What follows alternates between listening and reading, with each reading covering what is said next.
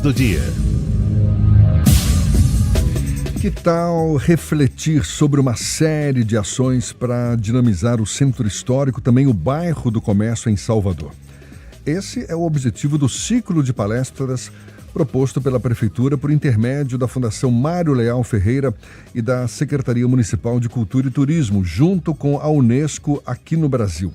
A série de debates teve início na terça-feira da semana passada e a gente fala mais sobre o assunto, conversando agora com a presidente da Fundação Mário Leal Ferreira, Tânia Scofield.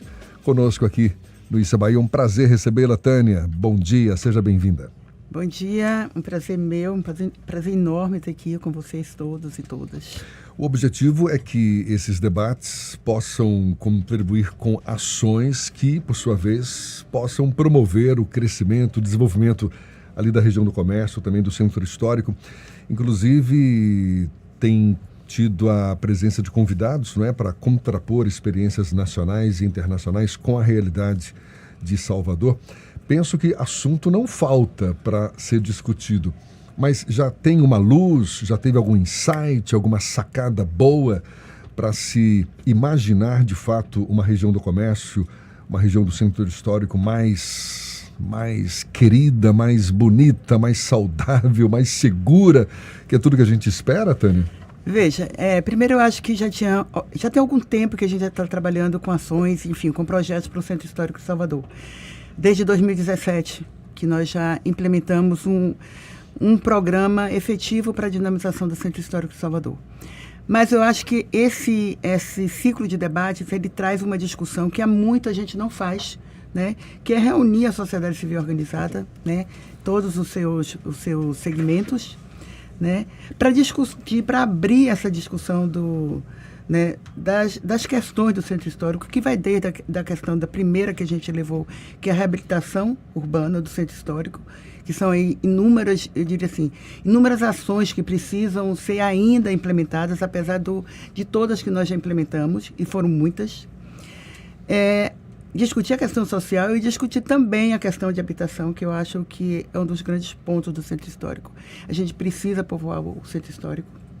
A gente precisa, assim, claro, existem moradores, né, aqueles que, inclusive, se sentem, assim, resilientes mesmo em relação a todo um processo que houve de despovoamento, mas a gente precisa povoar de fato, ou seja, o centro histórico e o comércio são bairros.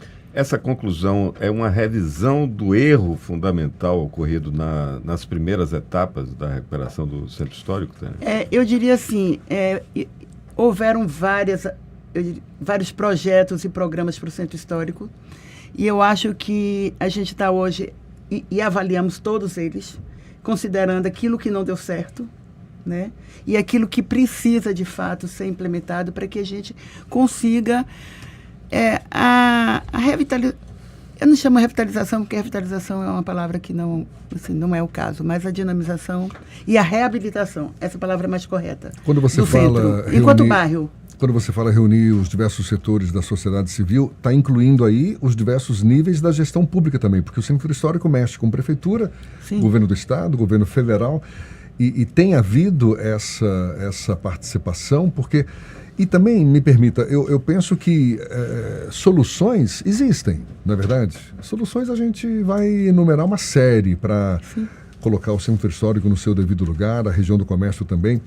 Mas como é que você percebe a disposição dos entes públicos, principalmente, para colocar isso em prática? Claro, com a prefeitura, claro, dentro da prefeitura, o prefeito, por decreto, já criou o Distrito Cultural, né, que envolve praticamente todos os órgãos da prefeitura, com ações que vai desde a questão de zeladoria, segurança, né, e questões de implementações de projetos e de programas e de políticas públicas e ações para o centro histórico. Isso é um ponto. Há 3 meses atrás, eu acompanhei o prefeito Bruno Reis a uma reunião com a ministra Margarete Menezes, onde estava presente toda a equipe e diretoria do IFAM, e nós apresentamos o nosso programa de habitação para o centro histórico, que foi, inclusive, assim, foi aplaudido, diria assim, né, pelo IFAM. e que se comprometeu tanto a ministra quanto o presidente do IPHAN de trabalharmos juntos para viabilizar esse programa de habitação. Até porque, veja, um programa de habitação do Centro Histórico não pode ser apenas um programa do Ministério da Cidade dentro diria assim, do modelo, né, do Minha Casa Minha Vida, porque ele tem uma série de restrições, de condicionantes, porque nós estamos falando do Centro Histórico. Imóveis que não podem ser Imóveis modificados. que não podem ser modificados, assim, tem um patrimônio aí que tem que ser preservado, né? Então, isso envolve, por isso nós estamos aqui trabalhando conjuntamente com a Secretaria da Cultura e em Brasília com o Ministério da Cultura e com o IPHAN, e aqui também com o IPHAN. Né? A gente já tem, inclusive, uma pré-aprovação do IPHAN para esse programa no Pilar. No Pilar, a gente está iniciando com o programa de habitação de interesse social. Então, assim, essa relação com o Ministério, com o governo federal, nós já iniciamos, continuamos a conversa, principalmente junto ao IPHAN. Né? Eu acho que esse é o caminho. Assim, ele é um programa de habitação, mas a gente está dentro de um centro histórico que tem uma força cultural, né, histórica, arquitetônica extremamente relevante, que precisa ser trabalhado em conjunto com esses órgãos. Essa luz que aparece no fim do túnel, ou seja, uma luz que nos dá esperança de ter um centro histórico nesse modelo sonhado, né, por tanta gente, e região do comércio também, tem prazo para continuar brilhando? Ou seja, vocês trabalham com uma meta que define que prazo para que tudo isso seja colocado em prática? Não, tem que ter prazo. Né? Não existe... Assim, eu acho que a gente não viabiliza projetos, nem viabiliza nenhum programa se a gente não estabelecer prazos. Então, assim, nós já estamos com um projeto na primeira etapa, que nós chamamos que a Fundação está trabalhando diretamente, que é o Pilar. Né? Nós temos ali em torno de 25 a 30 imóveis. Estou falando de 25 a 30, porque algum desses imóveis eles vão ser destinados para atividades culturais, comerciais, artistas, etc. E tal. Mas, que prazo, por exemplo, seria para isso? A gente, no máximo 3 meses, a gente vai estar com os projetos todos prontos.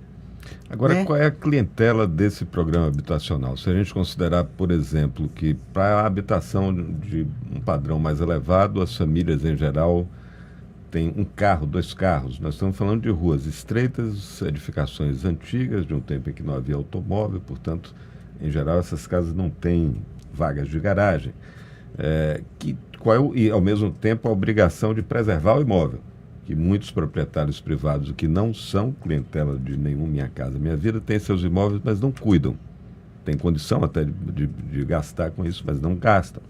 Não, preferem ficar esperando por alguma ação do poder público. Qual o tipo de clientela para um programa habitacional no Centro Antigo que cumpra bem essa finalidade, que vai ocupar, vai dar vida ao lugar, né, e vai colaborar também para a preservação desses imóveis?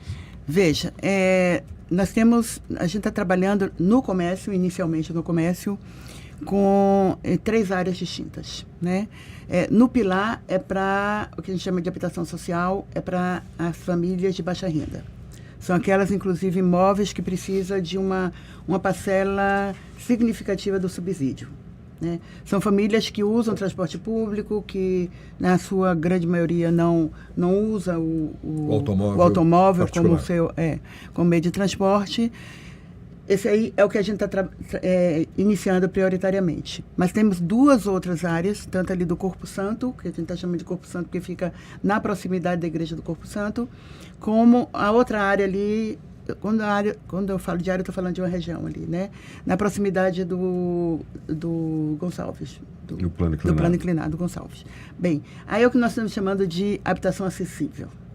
Ou seja, habitações que a gente pode ter aí uma diversidade de faixas e atender a um público mais diversificado.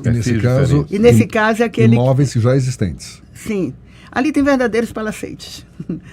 O comércio é maravilhoso. Não é? Se andar pelo comércio e olhar para cima, gente, são verdadeiros palacetes que estão sendo perdidos, destruídos, né? Com vários imóveis ali desocupados ou subutilizados, arruinando. As escolas já estão, pelo amor de Deus, as escolas já estão apodrecidas. Já estão apodrecidas, exatamente. Elas já não escoram mais. Está precisando de escola para escola. É escola para escola, exatamente. Então a gente tem que ser iniciativas a curto prazo. Num primeiro momento, comércio nessas regiões que você está citando. Nessas regiões. E aí, a questão do veículo, assim, a gente vive a cultura do carro individual. A gente precisa quebrar um pouco essa cultura, né? Tanto que hoje nós trabalhamos assim, priorizando o pedestre.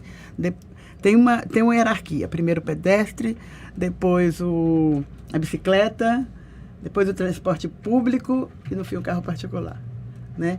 Então, assim, implementar um programa de habitação do centro histórico significa também criar um ambiente residencial, de moradia. Não é só melhor dar as condições, ou seja, o aproveitamento dos imóveis que existem, mas dar as condições de moradia total, ou seja, o ambiente urbanístico, o ambiente que se precisa, que você vive em um bairro. E aí entra, e a gente tem que considerar tudo isso, inclusive as áreas... Tem num bairro que a gente vive. Tem que estar lá os serviços. Tem que estar lá os serviços, tudo, né? Todos os serviços, o estacionamento para carro. Jefferson estava te perguntando sobre prazo, que, claro, a expectativa nossa é sempre ver as coisas acontecendo no menor prazo possível, né? Mas eu queria fazer uma provocação, no bom sentido, confrontando uma proposta, o desejo geral do plano, com a proposta mais imediata apresentada pelo Coronel Sturaro, que é de lacrar os imóveis, ou que são rota de fuga, ou que servem de abrigo para as pessoas. Essa é a melhor solução mesmo? Não, essa pode ser uma solução emergencial, mas essa não é a solução. A solução é a gente tem um princípio do Estatuto da Cidade que é da função social da propriedade. Então, a função social da propriedade é você ter aquele imóvel, aquela propriedade para alguma função, seja habitação, seja comércio, seja uma atividade cultural, seja uma atividade artística. Não é lacrar. Porque lacrar é a gente, eu diria assim, é a gente construir uma cidade fantasma, né? Mas essa é a solução emergencial que está associada à questão da segurança, mas é emergencial. São imóveis que depois vão ter a sua função social. Tânia, para a gente encerrar esse ciclo de debates, vai até quando e vai resultar em algum documento, alguma uma série de sugestões? Diz para a gente aí. Nós ainda temos dois momentos de debate. Uhum. Na próxima terça-feira, dia 18, que nós vamos discutir a dimensão social, né? Que é uma questão, eu diria assim, bem sensível, a vulnerabilidade que algumas pessoas se encontram ali no centro histórico, seja as pessoas em situação de rua, de vulnerabilidade, sejam as mulheres pobres e pretas. Todas essas questões vão ser discutidas na terça-feira, dia 18. E no dia 26, a questão cultural, né? Assim, o centro cultural, a dimensão cultural que é imensa no centro histórico. No dia 26, nós teremos uma oficina com... Pode continuar falando. Desculpe, no dia 25 nós teremos a questão da cultura, né? Ou seja, toda terça-feira, de 2 às 18 horas, de 14 às 18 horas. E no dia 26, nós teremos uma oficina onde, claro, com um grupo menor, onde dali sairá um documento, o resultado deste documento, assim, um apanhado de tudo que foi discutido, exato, das diretrizes, inclusive com alguns prazos, né?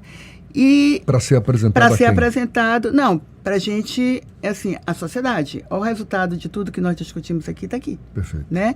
E a partir daí, nós, internamente, na Fundação Mário Léo Ferreira, teremos que fechar um documento que vai ser o nosso segundo contrato, chamado PRODOC, com a Unesco, para que a gente ainda possa, isso também junto com a Secretaria da Cultura, elaborar, enfim, estudos. E quando isso tudo estiver prontinho, por favor, conte com a gente aqui para a gente dar espaço, multiplicar torcer para que as ações de fato sejam colocadas em prática. Tânia, muito obrigado. Tânia Scofield, presidente da Fundação Mário Leal Ferreira, fundação esta que está envolvida nessa série de debates para discutir ações, para dinamizar o centro histórico, o bairro do comércio de Salvador também.